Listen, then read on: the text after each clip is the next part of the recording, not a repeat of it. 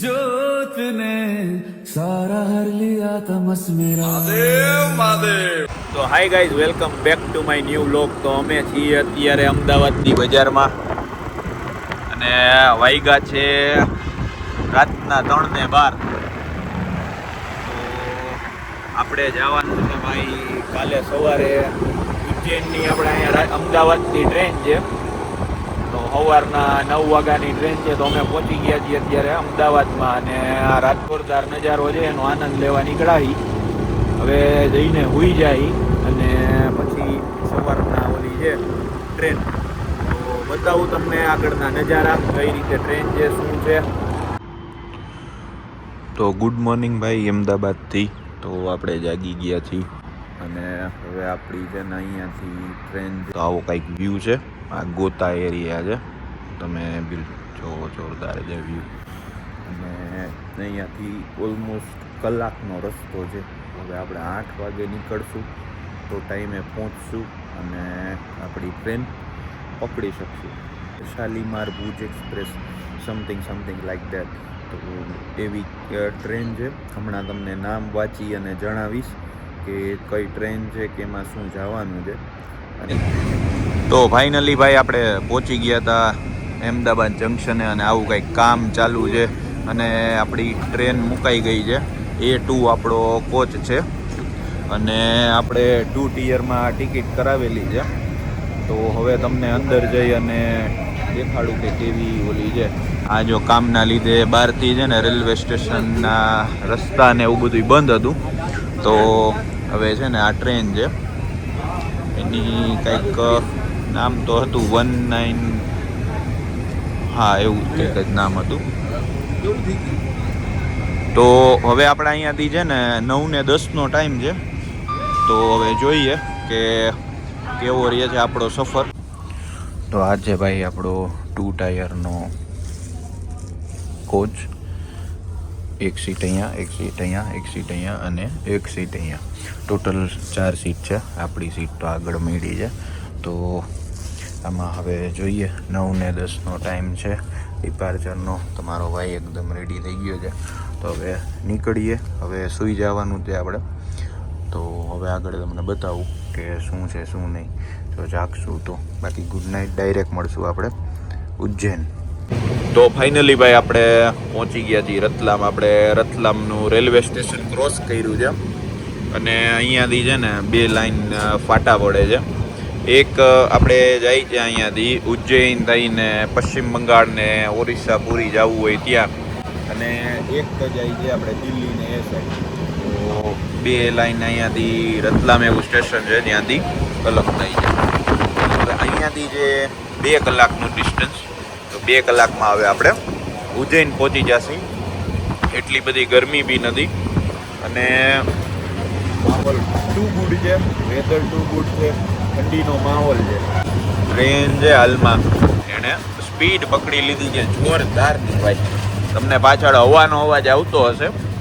તો હવે આપણે અંદર જઈએ. તો ફાઇનલી ભાઈ આપણે પહોંચી ગયા છીએ ઉજ્જૈન સિટીના આઉટસ્કર્ટ્સમાં. તો હવે આપણે અંદર ખાલી એન્ટ્રી થવાની છે રેલવે સ્ટેશનમાં. એક અહીંયા ખાલી ક્રોસિંગ હતું રેલવેનું, એટલે ટ્રેન ઊભી હતી. સામેથી ટ્રેન આવે છે, તો તમને ટ્રેન બતાવું, ક્રોસિંગ બતાવું. અને પછી આગળ આપણે છે ને એક્ટિવા એક રેન્ટ કર્યું છે. કઈ રીતે શું હોય ને, કઈ રીતે રાખ્યું છે, શું એક્ટિવા છે, એ બધું બતાવું. એ પહેલાં ટ્રેન આ છે ક્રોસિંગ.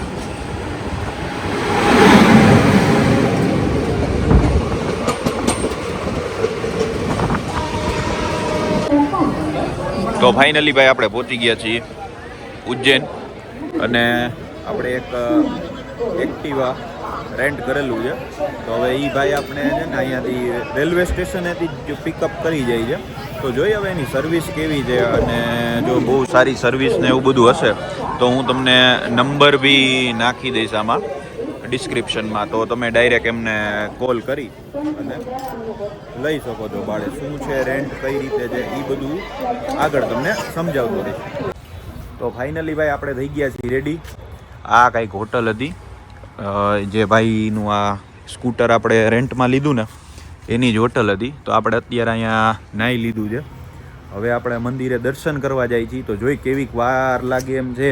અને પછી દર્શન કરી અને આપણો પ્રોગ્રામ છે અહીંયાથી ડાયરેક્ટ ઇન્દોર જવાનો.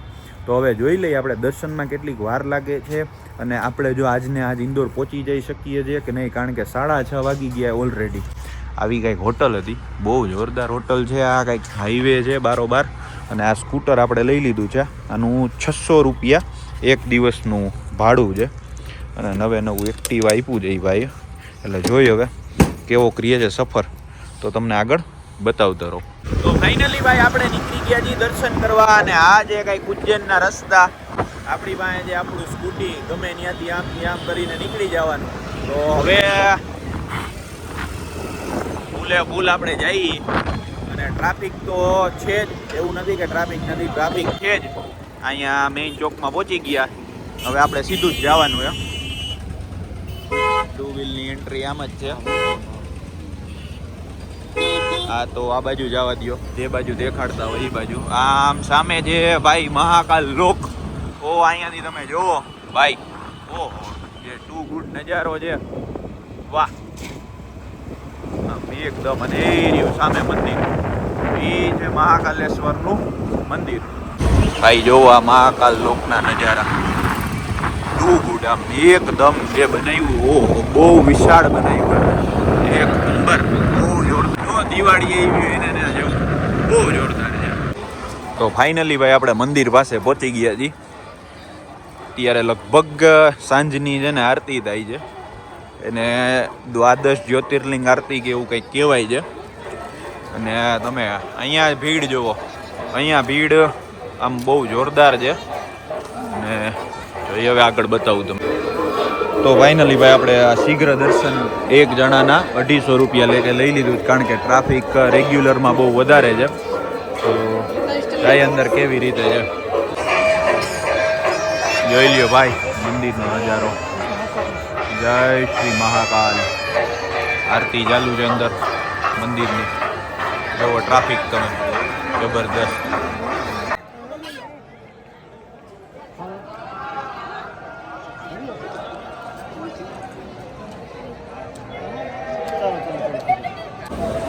તો ભાઈ ફાઇનલી આપણે શીઘ્ર દર્શનની લાઈનમાં લાગી ગયા. આ રેગ્યુલર લાઈન છે ને આ શીઘ્ર દર્શનની લાઈન છે. અહીંયાથી મંદિરનો નજારો જુઓ તમે, બહુ જોરદાર. અંદર જઈ તમને મંદિરના દર્શન કરાવું. તમારા ભાઈએ છે ને મહાકાલનો ટીકો લગાવ્યો, ખાલી કમેન્ટ કરીને કહેજો કેવોક લાગે છે. આમ જોઈ લ્યો ભાઈ, અહીંથી મંદિરનો નજારો જુઓ તમે ખાલી, ગજબ એમ. અને ટ્રાફિક તો ફૂલ છે. આ રેગ્યુલર લાઈન છે અને આ શીઘ્ર દર્શનની લાઈન છે. હવે અહીંયાથી પાછી આ સ્ક્રીને આપણે પહોંચી ગયા. અહીંયાથી જે વ્યૂ આવે છે, ઓહો મંદિરનો બહુ. તો ભાઈ ફાઇનલી આપણા દર્શન થઈ ગયા છે ને હાવ નજીકથી મંદિર જેવો. અંદર મોબાઈલ અલાઉડ નહોતો ને અહીંયા આ કામ ચાલુ છે એના લીધે અવાજ ઓલો થતો, પણ મંદિરના દર્શન કરો તમે. જે જોરદાર નજારો, જે જોરદાર વ્યૂ છે, એક નંબર. જય મહાકાલ. ભાઈ આપણે 10 મિનિટમાં દર્શન કરીને નીકળી ગયા છીએ. જોરદાર દર્શન થયા છે. આ મંદિરની અંદરનો નજારો છે. આ બધું બીજા અંદર ઘણા મંદિર છે. ગણેશજીનું મંદિર છે, લક્ષ્મી માતાજીનું મંદિર છે, ઘણા મંદિર છે. ને જોરદાર આમ જુઓ મહાકાલ ગયેલો, ભગવાનની ધજા જુઓ, જોરદાર, ટુ ગુડ. ને જે દર્શન થયા ભાઈ, ટુ ગુડ દર્શન હતા. એમાં કંઈ કહેવા પણ જ નથી, બહુ જોરદાર દર્શન હતા ભાઈ. મહાકાલ મંદિરે દર્શન કરી અને આપણે આવી ગયા છીએ હરસિદ્ધિ માતાના મંદિરે. તો ફાઇનલી ભાઈ આપણે મંદિરમાં પહોંચી ગયા છીએ. આવો કંઈક ટ્રાફિક છે.